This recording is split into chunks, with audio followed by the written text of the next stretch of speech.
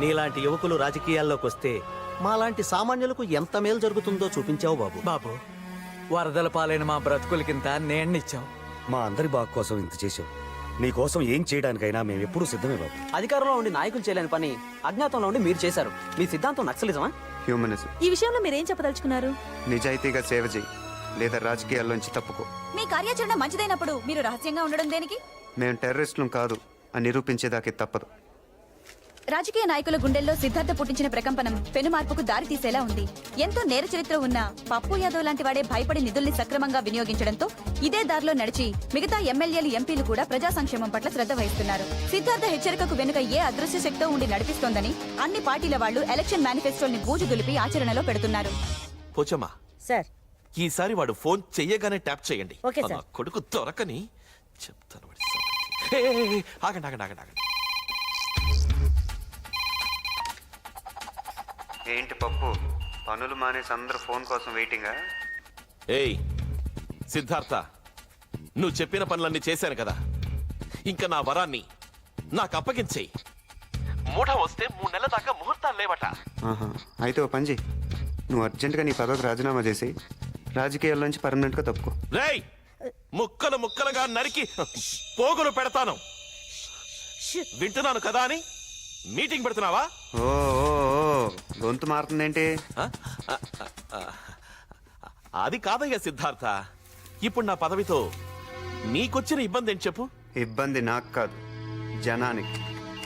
మా నలుగురిని లోపల పంపించేస్తే పని అయిపోద్ది అనుకున్నావు కదా, అప్పుడే ఏమైంది పప్పు? ఇప్పుడు చూద్దుగా. ఇన్నాళ్ళు నేను ఒక్కడే నీకు శత్రువుని. ఇప్పుడు నాలాంటి వాళ్ళు 100,000 వేల కొద్ది పుట్టుకొస్తారు. రాజకీయ గూండాల్ని తరిమి తరిమి కొడతాం. ఆడు మనందరినీ అవలేగాలం చేసి ఈ చుట్టుపక్కలకెళ్ళి మాట్లాడుతున్నాడంట. మీరు కంటిన్యూ చెయ్యండి. సిద్ధార్థ, సరే అలాగే చేద్దాం. నా పదవి పోయినా నా వరం నాకు దక్కితే చాలు. కానీ అందరూ ఊరుకోండి. ఆ మెగాఫోన్ ఇటు.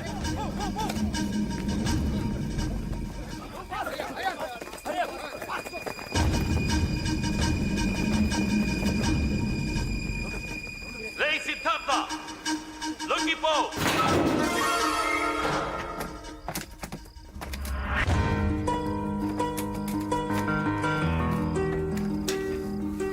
వరం,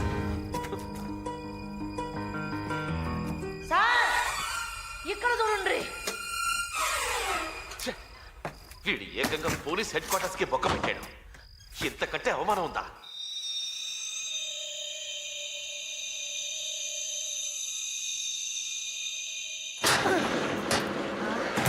సహా తనకు తానుగా కోర్టులో లొంగిపోకుంటే, బాంబు బ్లాస్ట్ కేసులో, జైలు నుంచి తప్పించుకున్న కేసులో, వరలక్ష్మిని కిడ్నాప్ చేసిన కేసులో అతన్ని మోస్ట్ వాంటెడ్ క్రిమినల్ గా భావించి అతని మీద షూటెడ్ సైట్ ఆర్డర్స్ జారీ చేస్తామని హైకోర్టు ఇవాళ హెచ్చరించింది.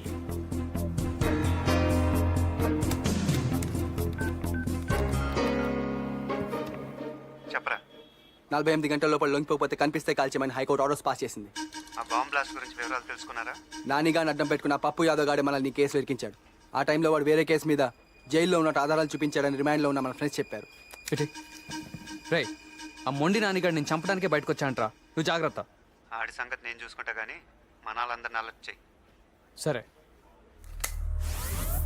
కోర్టు నాకు 48 గంటలు గడువు ఇచ్చింది. నేను నీకు 24 గంటలు గడువు ఇస్తున్నాను. మర్యాదగా నువ్వు చేసిన నేరం కోర్టులో ఒప్పుకోవాలి. నేరమా? నేను చేశానా? ఛా, నువ్వు చేసిన నేరాలు ఏదో పెద్ద లెక్క కాదనుకో. టెర్రరిస్టులుగా మా మీద మోపిన నేరాన్ని నువ్వు మర్యాదగా కోర్టులో ఒప్పుకోవాలి. నేనే మిమ్మల్ని ఇరికించానని చెప్పడానికి సాక్ష్యం ఏముందిరా? ఆ ఒంటి చేతి మొండి నానిగాడు నీ పక్కనే ఉండుంటాడే, వాడే సాక్ష్యం. రే మొండి, మర్యాదగా నిజం ఒప్పుకో, లేకపోతే ఒకసారి చెయ్యి పోగొట్టుకున్నావు, ఈసారి అన్ని సామాన్లు పోగొట్టుకుంటావు. రే పప్పు, వరలక్ష్మి ఒట్టిగా నా దగ్గరకు వచ్చింది, కానీ నీ దగ్గరకు మాత్రం ఒట్టిగా రాదు. 10 మందికి మంచి చేయటం కోసం నీలాంటోడికి చెడు చేయటానికి కూడా వెనకాడు.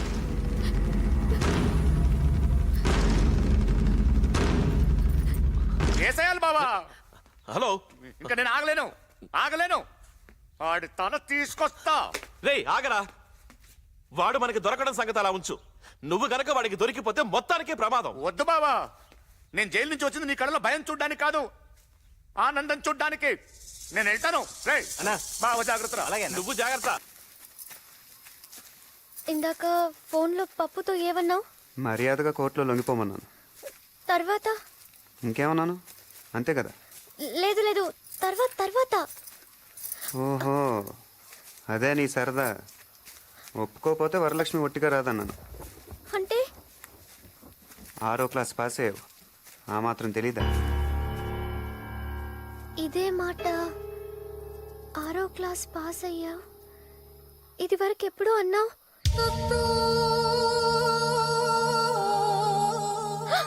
అంటే ఈసారి నిజంగా అన్నంత పని చేస్తావా?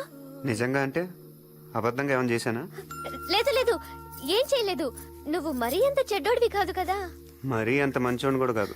అంటే అంటే 10 మంది మంచి కోసం మంచోడిని కాదనిపించుకోవటానికి కూడా వెనకాను. కొంచెం కన్ఫ్యూషన్ గా ఉంది, అర్థమయ్యేలా చెప్తావా? ఇప్పుడు నన్నేం చేస్తావు? నువ్వు అనుకున్న పనే చేస్తాను, దానికోసమే చూస్తున్నా.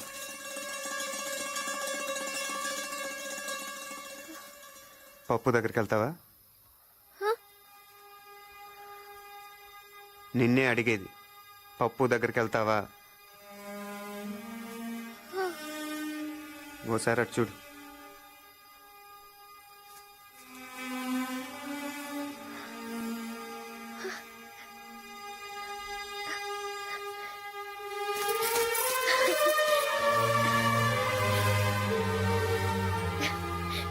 నాకు ముందు నుంచి అనుమానంగానే ఉంది నువ్వు మంచోడివేనని. నన్ను కూడా ఏం చేయకుండానే వదిలేస్తున్నావు. ఆయనతో చెప్పి నిన్నేం అనొద్దంటానులే. మరైతే వెళ్ళిరానా? జాగ్రత్త. మీ ఫ్రెండ్స్ అందరినీ అడిగానని చెప్పు. హ్మ్? ఇప్పటికైనా ఒప్పుకుంటావా ప్రేమ ఎంత గొప్పదో? ఏదో చెప్తుంటావు, ప్రేమ దోమ వంకాయ ఇవేగా. చూసావా దాని పవర్ ఏంటో? నీలాంటోని సైతం మార్చేస్తుంది. అయినా అసలు నువ్వు ప్రేమ అనేదే లేదంటావు కదా. ఒప్పుకుంటున్నాను వరలక్ష్మి, ప్రేమ అనేది ఉంది, మరెక్కడో లేదు, ఇక్కడే నిలువెత్తు రూపంలో నీలోనే కనిపిస్తుంది. నీ ప్రేమను చూసి అందరూ గర్వపడాలి వరలక్ష్మి, జాలి పడకూడదు. పప్పు యాదవ్ ఒక గోండా, ఒక రౌడీ. ఇవాళ అతను చేసే తప్పులకు అతను ఒక్కడే బాధ్యుడు. రేపు అతను చేసుకుంటే నువ్వు కూడా భాగం పంచుకోవాల్సి వస్తుంది. నీలాంటి అమాయకులు ఆ గుండాలకు బలైపోయినా మా లక్ష్యం నెరవేరినట్టే. ఒక్కసారి ఆలోచించి వరలక్ష్మి, కావాలంటే మీ ఊళ్ళో మీ బామ్మ దగ్గర నేను వదిలిపెడతాను. గోదావరి దాటొచ్చిందని గోదావరి అంత లోతుగా ఆలోచించు.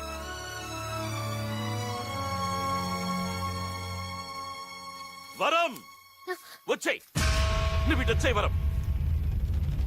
ఈ రోజుతో వీడికి మూడింది. రేయ్, నా వరాన్ని అడ్డం పెట్టుకుని ఇన్నాళ్ళు నన్ను ఆడించావు, లేకపోతే ఎందన్నో చిటికలో లేపేసిన వాడిని. నువ్వు నాకు లెక్క కాదు. వరం, నీకేం భయం లేదు, వచ్చేయ్. ఈ రోజు వీడి రక్తంతో నీ కాళ్లకు పారాణి రాస్తాను, వచ్చేయ్. రే రండ్రా, ఎక్కడ చచ్చారు?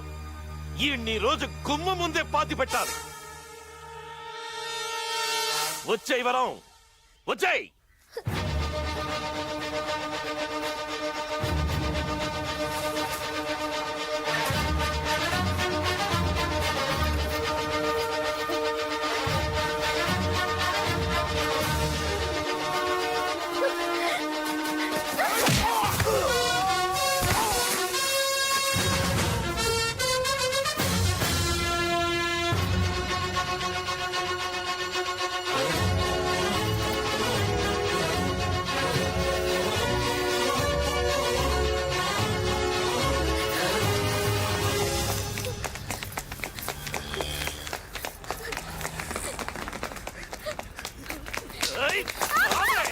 ఎక్కడికి పోతావు?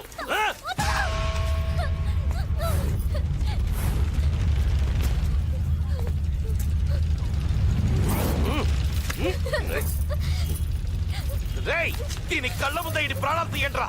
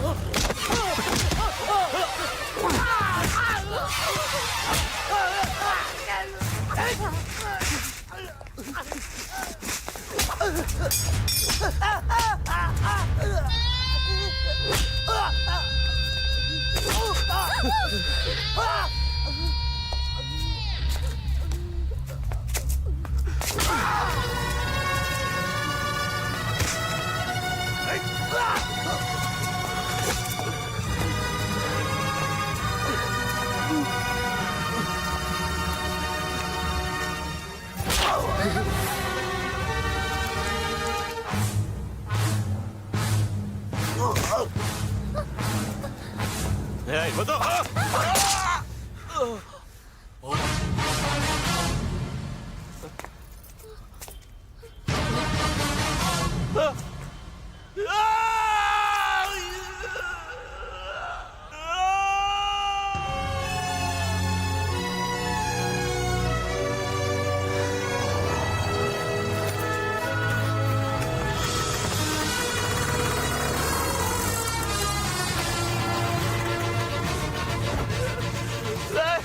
కత్తి పాలలోకి దిగబడిపోయింది, తీయండిరా. ఏయ్, కత్తి రోడ్లోకి దిగబడిపోయింది, లాగండిరా. లాగండిరా. తీరా.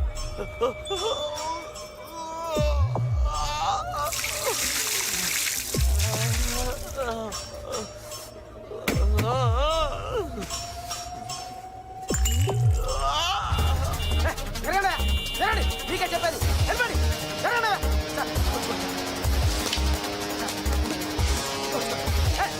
నీకే చెప్పేది వెళ్ళండి. రామయ్య స్వామి వస్తున్నాను సార్. తప్పండి తప్పండి తప్పండి తప్పండి సార్, తప్పండి సార్, ప్లీజ్ తప్పండి. హలో ప్రతిభ, ప్రతిభ, ప్రతిభ వినిపిస్తుందా నీకు? లైవ్ టెలికాస్ట్ అంతా రెడీ అయినా? ప్రేక్షకులకు విజ్ఞప్తి, వరంగల్ పట్టణంలో హోంమంత్రి పప్పు యాదవ్ గారి కారులో కత్తి గుచ్చుకున్న సంఘటన ఇక్కడ సంచలనం సృష్టిస్తోంది. ఆ దృశ్యాలను మనం ఇప్పుడు ప్రత్యక్షంగా వీక్షిద్దాం. నమస్కారం మినిస్టర్ గారు. ఏయ్, ప్రత్యక్ష ప్రసారమా?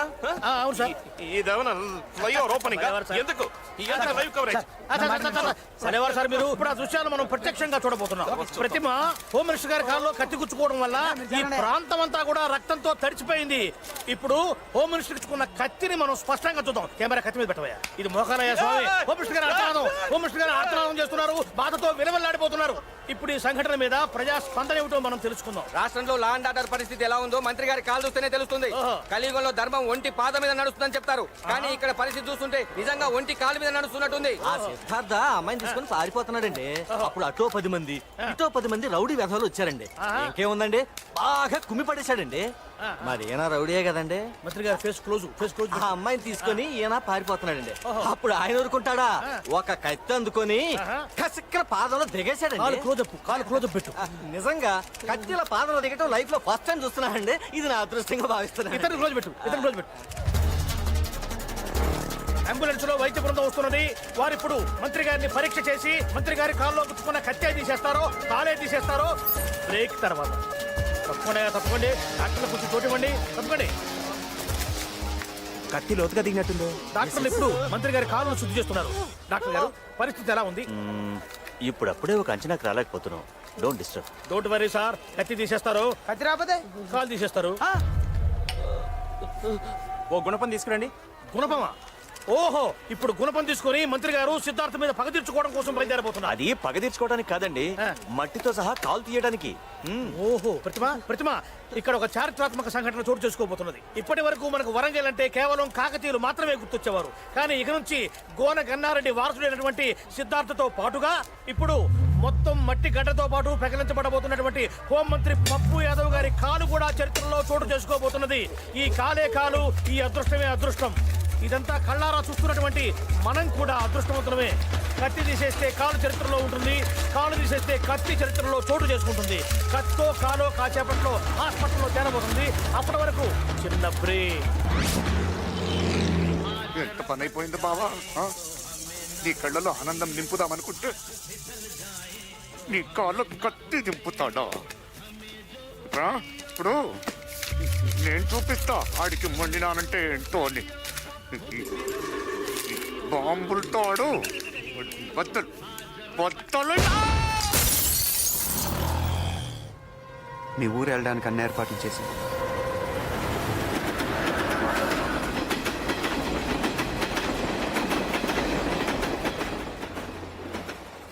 పప్పు యాదవ్కి ఇప్పుడు దాకా నేను ఒక్కని శత్రుని.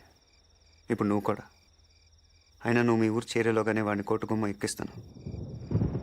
మీ బామ్మని అడిగానని చెప్పు. గోదావరి దాటి ఇంత దూరం వచ్చావు. ఈసారి 7వ తరగతి కూడా దాటి.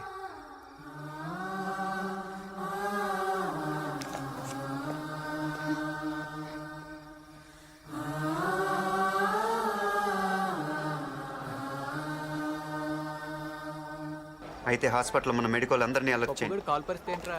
మొన్న నీకు ఎక్కడున్నాడో తెలిసింది. పదండి. ఇంకా లాభం లేదు. పదవి పోయినా సరే మన విశ్వరూపాన్ని చూపించాల్సిందే. రేయ్, బామర్ది మొండినాని గాని పిలవంట్రా. పిలవకుండానే వచ్చింది సార్. ఏడి ఎక్కడా? రే బామర్ది, కింద ఫ్లోర్ లోనే ఉన్నాడు, సేమ్ రూమ్ లో. ఆ సిద్ధార్థం చంపనికే తయారు చేసిన బాంబు ఆన్ చేతిలోనే పేలింది. అంతేకాదు సిద్ధార్థ కేసు చూస్తున్న సిబిఐకి దొరికిపోయిండు. రేపు సిద్ధార్థ కోర్టులో లొంగిపోతుండని పీపీ ఫోన్ చేసిండు. అంటే ఆ మొండినాన్ని సిబిఐకి అప్రూవర్ గా మారి ఉన్నదంతా చెప్పేస్తారా? చచ్చా, వాడు అలా చెయ్యడ్రా. సృహలోకి వచ్చాక చస్తానని భయపడి ఒకవేళ సిబిఐకు నిజం చెప్తే ఇప్పుడు ఆసుపత్రిలో ఉన్న మీరు రేపు చెర్లాపల్లి జైల్లో ఉంటారు. అంతా మన కంట్రోల్లో ఉంది. డాక్టర్లు మెడికోలు మనోళ్ళే కదా. మార్చరీ ఎక్కడ? మార్చరీ ఎందుకు? వాడు ఇంకా చావలేదుగా. మార్చరీ ఎక్కడ? అటువైపు ఉంది.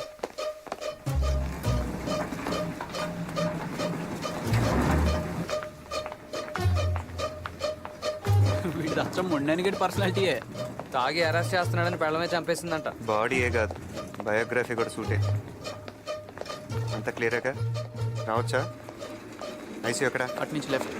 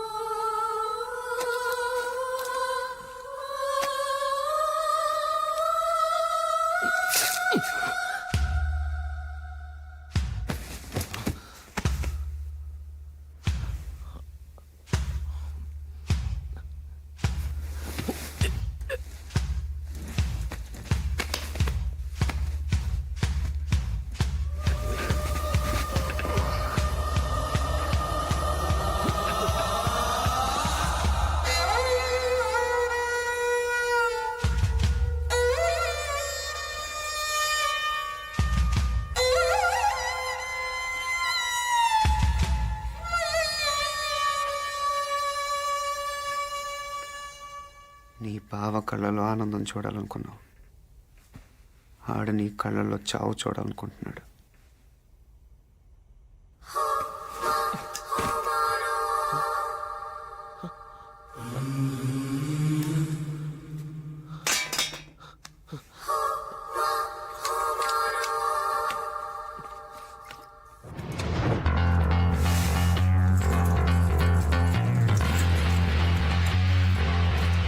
రండి చూడండి,